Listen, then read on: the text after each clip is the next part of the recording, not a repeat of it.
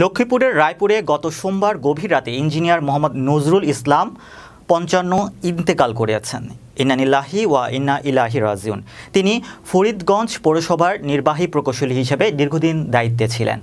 রায়পুর লক্ষ্মীপুর প্রতিনিধি মোহাম্মদ রেজাউল করিম রনি জানান, মরহুমের নামাজের জানাজা গেল মঙ্গলবার ২৩ এপ্রিল বিকেলে রায়পুর আলিয়া কামিল মাদ্রাসার মাঠে জানাজা অনুষ্ঠিত হয়েছে।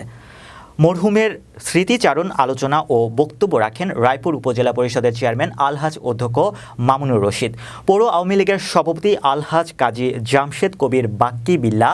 এছাড়া আরও উপস্থিত ছিলেন ফরিদগঞ্জ পৌরসভার মেয়র আবুল খায়ের পাটোয়ারি সহ ফরিদগঞ্জ পৌর কর্মকর্তা ও কর্মচারীবৃন্দ।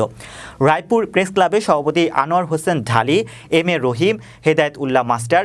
জানাজা শেষে রায়পুর মরহুম বড় মিয়া সাহেবের মসজিদ মাজারের লাশ দাফন সম্পন্ন হয়। পরে মিলাদ কবর জিয়ারত শেষে মোনাজাত করে সমাপ্তি হয়েছে।